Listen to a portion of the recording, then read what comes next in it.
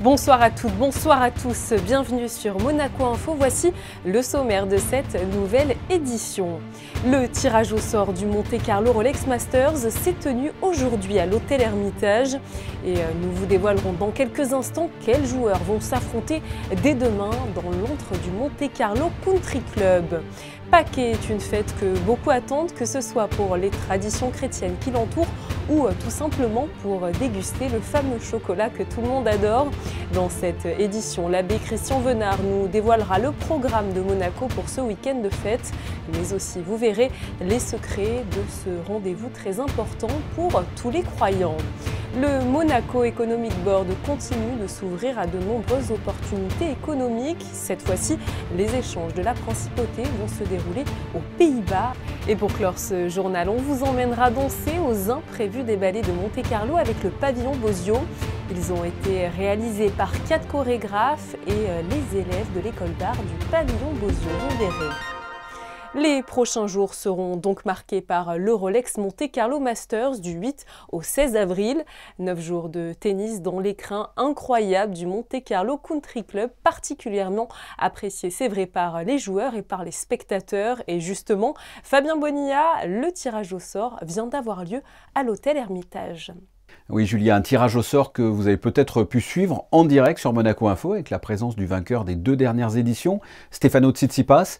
C'est dans ce tournoi la tête de série numéro 2 derrière Djokovic. On écoute la réaction du joueur grec à chaud juste après le tirage au sort. Any draw is difficult, especially in big tournaments like this. You're not going to get easy matches, no matter how good you are. You know, you have the top 100 best players in the world competing for this trophy, so you have to be well prepared for every match. La 116e édition du Rolex Monte-Carlo Masters est déjà marquée par 4 forfaits de grands joueurs. Rafael Nadal, 11 fois vainqueur ici, le taureau des Manacor, qui se remet de blessure, tout comme le numéro 2 mondial, son successeur espagnol, Carlos Alcaraz. Autre prétendant au titre, le Canadien Félix Auger-Aliassime, qui lui aussi ne foulera pas l'ocre du MCCC. Et enfin, même s'il a dégringolé dans le classement, Fabio Fognini, vainqueur en 2019, a déclaré forfait ce vendredi. Ce sont 4 wildcards pour le coup qui ont été distribués avec par exemple la participation d'Andy Murray, de Dominic Thiem et Stan Wawrinka. Malgré le forfait des joueurs dont je vous ai parlé précédemment, on pourra toujours compter sur la présence du reste du top 20. À noter que les 8 têtes de série, dont Djokovic, Tsitsipas, Medvedev et Casper Ruud, rentreront directement au deuxième tour. En ce qui concerne les tricolores, Richard Gasquet, numéro 1 français mais 42e joueur mondial, sera opposé dès le premier tour à un joueur qu'il connaît bien, Dominic Thiem. Un autre français, Benjamin Bonzi, 50e à l'ATP, sera opposé à l'espagnol Bernabé Zapata Miralles, 43e. Quant au monégasque, Valentin Vachereau, 350e au classement à l'ATP, a obtenu lui aussi une wildcard dans le tableau final. Il rencontrera, et ça peut être une bonne chose, ou pas, on verra, un joueur issu des qualifications. 2 autres représentants monégasques, Lucas Catarina et Hugo Nys, devront eux passer dès ce samedi par le cap des qualifs. Qui succédera à Stefano Tsitsipas? Les concurrents sont nombreux, la bataille sera rude. Pour connaître le nom de celui qui brandira la coupe du Rolex Monte-Carlo Masters, dimanche 16 avril, comme chaque année, il faudra suivre ces rencontres qui promettent beaucoup de suspense. Et sachez que chaque soir du 10 au 16 avril dès 20h30, vous pourrez retrouver toute l'actualité de ce tournoi avec l'émission Les Experts, nos experts qui sont Laurent Orsini, Frédéric Elion et Christophe Paco. Nous vous en avons largement parlé dans notre édition d'hier. Le 6 avril est la journée internationale du sport au service du développement et de la paix. Une journée mise en place en 2013 par les Nations Unies. 10 années après, une importante réunion s'est tenue au siège de l'organisation à New York ce vendredi pour justement célébrer cet anniversaire. Une réception a également été organisée dans ce cadre par l'ambassadeur de Monaco aux Nations Unies, en présence notamment de Peace and Sport. Retour sur ces différents temps forts avec Alexandra Pani. 10 années au service du développement et de la paix à travers le sport. Le 6 avril, nous avons pris pour habitude de lever notre carte blanche, la White Card. Ce symbole et plus largement cette journée internationale adoptée par les Nations Unies a pour objectif de sensibiliser le large public, mettre en valeur les projets mis en place sur le terrain et promouvoir la pratique du sport comme outil de développement et de la paix. La dynamique est surtout venue 2 ans plus tard, lorsque, à l'initiative de Monaco et en partenariat avec notre co-président de l'époque de la Tunisie et puis tous les pays qui nous ont soutenus, on a réussi à faire introduire le sport dans la déclaration politique des ODD. La grosse satisfaction pour nous, qui sommes bien évidemment les représentants de nos gouvernements, c'est de voir que ce que nous décidons dans le cadre de l'Assemblée générale sert de levier à des opérations de terrain. Ibtissam est justement un exemple de ces actions menées sur le terrain. Basée à Casablanca au Maroc, elle a pu bénéficier d'un programme de formation à l'attention des jeunes femmes de Tibou Africa, partenaire de l'association Peace and Sport. J'ai fait plusieurs formations, ce qui m'a permis d'acquérir un ensemble des compétences et des connaissances sur les 3 plans, conceptuel, comportemental et procédural. Et actuellement, je suis coach avec l'association Tibou Africa. Mes convictions, pourquoi je fais ce métier, c'est pour avoir une éducation de qualité et aussi transmettre un ensemble des valeurs et des compétences de vie que doit avoir chaque fille pour faire face aux problèmes de la vie quotidienne. Pour célébrer les 10 ans de cette journée internationale, les Nations Unies ont invité des acteurs du sport en faveur du développement et de la paix à partager leur expérience et leurs nombreuses actions menées sur le terrain.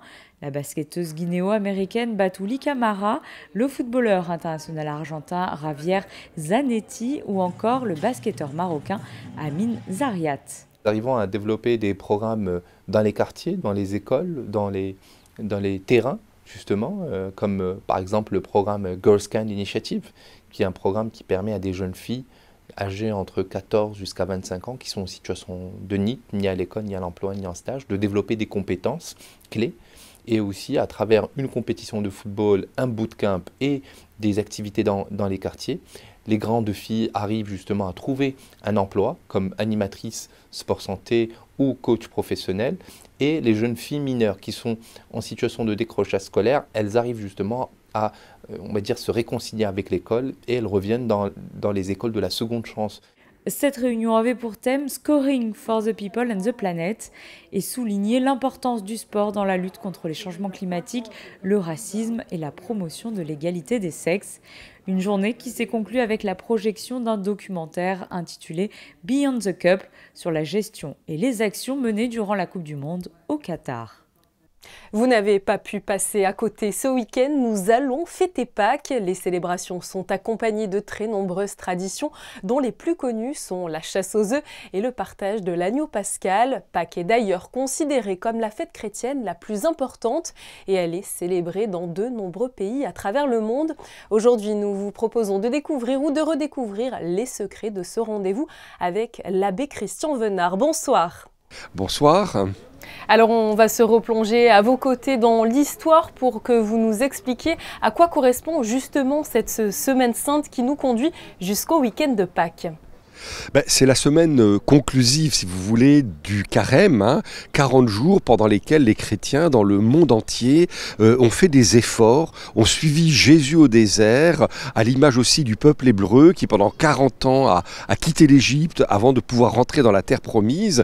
Et alors les chrétiens ont fait des efforts, la prière, le jeûne, l'aumône, et cette semaine sainte c'est un peu la fine pointe. Alors elle a débuté dimanche dernier partout dans le monde, en principauté aussi avec la messe des rameaux. On a pu voir beaucoup de monde d'ailleurs dimanche dernier dans nos églises à Monaco, sur le parvis des églises ou dans les rues de Monaco, avec les rameaux à bénir et la messe qui suivait, qu'on appelle la messe de la Passion. C'est-à-dire c'est la première messe où on lit la mort de Jésus dans les évangiles. Et puis la semaine sainte se poursuit et ensuite le jeudi saint que nous avons fêté hier avec l'instauration de l'Eucharistie, le dernier repas de Jésus avec ses disciples. Et vous voyez, on suit chronologiquement un peu ce que nous racontent les évangiles. Aujourd'hui, vendredi saint, nous avons fêté, si j'ose dire, commémorer la mort de Jésus avec un très bel office, qui s'appelle l'office de la Passion. Et puis ce soir, pour les Monégasques, la possibilité de vivre une des grandes traditions de notre vie monégasque est la procession du Christ mort, toujours très spectaculaire sur les rues du Rocher et en passant devant le palais princier. Et puis évidemment, cela nous conduit petit à petit nous commémorons, nous sommes entrés dans cette mort de Jésus, nous l'avons accompagné et surtout maintenant nous attendons avec demain toute cette journée de samedi, journée qu'on appelle journée du grand silence. Nous attendons ce moment extraordinaire où dans la nuit de samedi à dimanche, dans toutes les églises de Monaco, va résonner au cœur de la nuit ce chant « Il est ressuscité » et toutes les cloches vont se mettre à sonner. Donc ne vous inquiétez pas, amis monégasques, résidents, si vous entendez au milieu de la nuit de samedi à dimanche les cloches sonner, c'est pour annoncer une bonne nouvelle, le Christ est ressuscité. Une semaine, vous l'avez dit, qui se déroule autour d'une chronologie bien particulière. Pourtant, la date de Pâques change chaque année. Pourquoi ? En fait, c'est parce que, si vous voulez, à l'époque du Christ, le calendrier qui était utilisé était un calendrier lunaire. Or, la fête de Pâques que nous vivons, nous l'avons en commun avec les Juifs, puisque, en effet, Jésus se rend à Jérusalem, il se rend au temple pour fêter avec tous ses frères juifs la fête de Pécha, de Pâques. Et cette fête, elle est, si vous voulez, calculée dans le calendrier de l'époque, et encore aujourd'hui, en fonction du calendrier lunaire. Et donc, c'est pour ça que chaque année, elle n'est pas tout à fait à la même période. Une semaine, selon vous, peut-être pour se recueillir encore plus ? Oui, bien sûr. C'est une semaine où vraiment on fait mémoire de celui qui apporte le salut au monde par sa propre mort, de l'innocent Jésus, de Dieu fait homme, incarné en Jésus, et qui accepte pour nous de mourir sur une croix afin de nous réconcilier avec son Père. Et avec un moment en particulier où cette année encore, nous aurons la joie, par exemple ici à Monaco, d'accueillir des nouveaux baptisés adultes. Cette année, nous en aurons 2 ici à Monaco, dans la cathédrale, dans la nuit de samedi à dimanche, qui seront baptisés, confirmés et qui feront leur première communion. On peut vraiment le dire, c'est la fête la plus importante de toutes les célébrations chrétiennes. Ah oui, c'est le sommet de l'année liturgique, même non pas que d'autres fêtes sont très importantes dans le calendrier liturgique, on peut penser en particulier à Noël, mais vraiment le sommet, pourquoi ? Parce que si vous voulez, si je prends un mot de Saint Paul, ça fait un peu savant, ce qu'on appelle le kérygme, si vous voulez, le fondement de la foi chrétienne, c'est Jésus, vrai Dieu et vrai homme, est mort sur une croix un vendredi et il est ressuscité et nous l'avons vu, disent ses disciples, et nous vous transmettons cette bonne nouvelle. Si cette nouvelle est vraie, si vraiment un homme est mort et qu'il est ressuscité et qu'il nous a promis parce qu'il est Dieu qu'un jour nous pourrons à notre tour, malgré notre mort, être ressuscités, alors ça révolutionne toute l'histoire de l'humanité.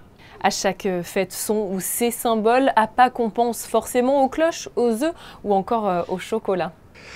Alors les œufs, le plus facile à expliquer, ce sont les œufs, parce que l'œuf, si vous voulez, c'est un peu le symbole de la vie, en quelque sorte.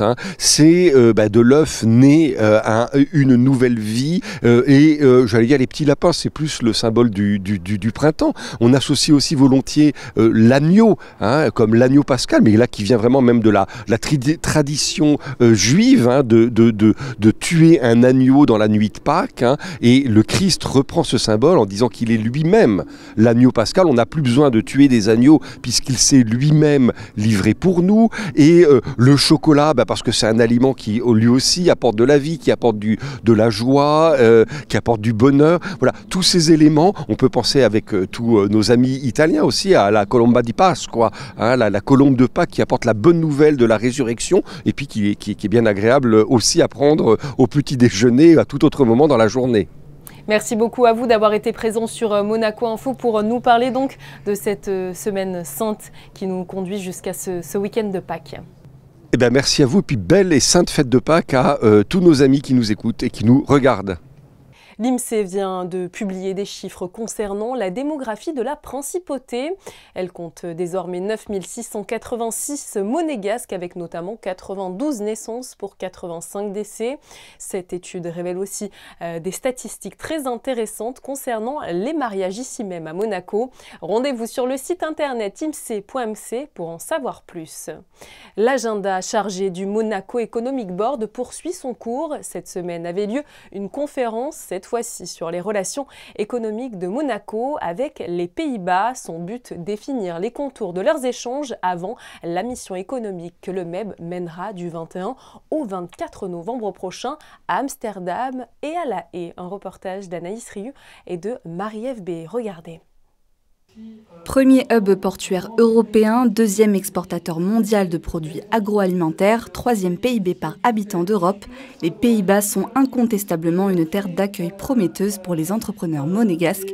Et c'est ce qu'a présenté Florian Karkia, directeur adjoint de la Chambre de commerce et d'industrie France-Pays-Bas, aux membres du Monaco Economic Board. C'est un pays qui a les moyens, qui est pragmatique et qui est ouvert aux innovations et à la rencontre avec d'autres personnes et d'autres sociétés. Donc l'ouverture du pays, le fait que c'est une économie riche et le fait que les décisions sont prises de façon rapide parce que de façon pragmatique.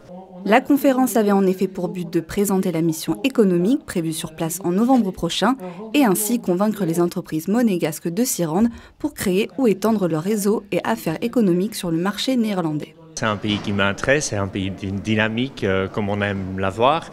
C'est une mentalité assez directe, ce que moi j'aime, parce que c'est proche de ma mentalité, je pense. Donc c'est clair que ça m'intéresse de faire partie d'une mission. C'est un pays très fort dans l'agroalimentaire. Et justement, ma famille et les sociétés sont dans l'agroalimentaire, dans les boissons notamment, distribution. Donc c'est quelque chose qui est certainement très intéressant et c'est surtout ça que je vais rechercher, les contacts dans ce domaine-là. La prochaine destination d'investissement et d'implantation à découvrir sera le Bénin, en collaboration avec le Club des entrepreneurs monégasques en Afrique, le 4 mai prochain. Alors qu'il s'installera désormais tous les vendredis matins, le nouveau petit marché qui a pris ses quartiers sur le Rocher semble séduire tous les monégasques. Vos réactions justement au micro de Vanessa Dessy. C'est fabuleux. Moi honnêtement, je vais aller dans aucun marché. Moi, je suis très branchée à Monacoville, je suis coiffeur à Monacoville, à la pharmacie à Monacoville, c'est mon QG, j'ai Monacoville. Depuis là, ça fait depuis vendredi dernier qu'ils ont installé donc ce banc. Depuis vendredi dernier, ça y est, je suis déjà pote avec là, ils me préparent la commande et tout, on s'envoie des mails et tout, c'est fabuleux. Bonne idée, et surtout pour les personnes âgées qui habitent ici au Rocher. Et il y en a pas mal. C'est une excellente idée. Ça manquait, on en avait vraiment besoin. Pourquoi ? Parce qu'il n'y a pas grand-chose, à part les magasins de souvenirs, les sandwichs et les restaurants. Et ça évite de descendre dans la condamine. C'est très très agréable. C'est qu'une fois par semaine, mais c'est très bien parce que descendre, faire du shopping dans la place du marché, c'est un peu plus compliqué. Il faut remonter avec des sacs, etc. Mais ici, c'est à côté de la maison. Je pense que c'est une très très bonne idée, ça me manquait à Monacoville et j'allais souvent à la place d'Armes pour faire mes petites courses. Et là j'ai juste à descendre la rue, donc je trouve ça vraiment super. C'est une très bonne localisation, mais le problème c'est que pour l'instant il n'y a vraiment qu'un stand. Mais après c'est vrai que nous qui habitons juste à côté, ça nous aide vachement, ça évite de devoir descendre, etc. Et je pense à toutes les personnes âgées aussi qui habitent au Rocher. Et je pense que pour eux c'est un bon commerce de proximité qui commence à se développer, j'espère. Hier soir, au Yacht Club de Monaco s'est tenue la 6e soirée du cœur intitulée « Sauver le cœur des femmes » sous l'impulsion des femmes leaders mondiales de Monaco et de Chantal Ravera. Cette belle soirée contribue à la prévention des maladies cardiovasculaires chez la femme. Elles étaient d'ailleurs ce soir-là regardées toutes vêtues de rouge, tout un symbole. Une autre soirée se tenait hier soir également, mais dans un tout autre registre, au restaurant La Trégo. Un beau défilé était organisé au profit de l'association La Marotte de Monaco. Les mannequins femmes et hommes ont ainsi présenté les dernières tenues de la môme de Monaco dans une ambiance conviviale, des tenues lookées et un été qui s'annonce en tout cas coloré. Une annonce pour poursuivre ce journal avec le célèbre guitariste américain Pat Metheny qui sera en concert le dimanche 16 juillet au Grimaldi Forum. Il est, c'est vrai, l'un des artistes de jazz les plus célèbres au monde et il a choisi la scène de la Salle des Princes parmi les 5 concerts qu'il fera cet été en France et à Monaco, un événement qui promet d'être mémorable. Pensez donc d'ores et déjà à réserver vos places sur le site internet du Grimaldi Forum. Les amis des ballets de Monte-Carlo ont rendez-vous ces jours-ci précisément à l'atelier des ballets pour y découvrir le travail réalisé conjointement par 4 jeunes chorégraphes, tous danseurs d'ailleurs de la compagnie. Les élèves de l'école d'art Pavillon Bozio ont aussi apporté leur pierre à cet édifice. José Sacré, Louis Borgia et Marie-Ève Béé vous font découvrir les 4 ballets jusqu'au 8 avril. En présence de son Altesse Royale la Princesse Caroline, présidente des Ballets de Monte-Carlo, 4 jeunes chorégraphes, avec la collaboration de 7 étudiants scénographes du pavillon Bosio, ont présenté 4 ballets, résultat de leur travail, aux imprévus du 6 avril. C'est formidable parce qu'on a la chance à Monte-Carlo d'avoir cette merveilleuse école d'art qui est le pavillon Bosio, spécialisée dans l'idée de la scénographie sous toutes ses formes. Et il m'a paru évident à un moment, il y a 15 ans déjà, avec Dominique Driot, de faire rencontrer ces jeunes étudiants en scénographie et les jeunes chorégraphes. Ils sont à l'aube d'une carrière, ils ont envie de découvrir ce qu'est la réalité de la chorégraphie et de la scénographie. C'est une merveilleuse occasion de les faire se rencontrer. Je crois que c'est assez unique, sûrement dans le monde, cette possibilité comme ça de créer des binômes dans leur école pour apprivoiser la réalité de cette profession. Cette fois-ci, c'est très dans le vent, mais c'est bien de le dire. Il y a sur les 4 chorégraphes 3 femmes qui vont présenter un travail pour la première fois. C'est la première fois qu'elles chorégraphient. Et donc ça, c'est quelque chose d'assez rare, parce que c'est vrai qu'il y a aussi dans le monde de la danse une majorité de chorégraphes masculins. Et donc je trouve très intéressant que des jeunes filles se confrontent à cette réalité aussi, et elles le font admirablement. Et puis il y a eu un vrai travail pratiquement sur un an, dont on a aujourd'hui le résultat de cette collaboration entre eux. Un petit tour du côté de la météo pour ce début de week-end de Pâques avec Vanessa Dessy. Bonsoir Vanessa, vous nous annoncez des prévisions, je crois, dans la continuité de ce vendredi. Bonsoir Julia, bonsoir à tous. Pas de grands changements par rapport à la veille. Le thermomètre affichera 8 le matin, 14 degrés l'après-midi. Le soleil se lèvera à 6h58 et se couchera à 20h05 et nous fêterons les Julies. Le Rolex Monte Carlo Masters débutera demain, vous le savez, au Monte Carlo Country Club.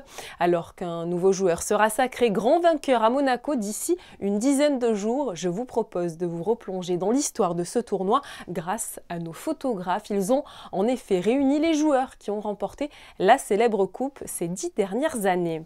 C'est la fin de ce journal. Je vous donne rendez-vous d'ores et déjà demain pour un nouveau point complet sur l'actualité de la principauté. En attendant, passez une très bonne soirée sur notre antenne.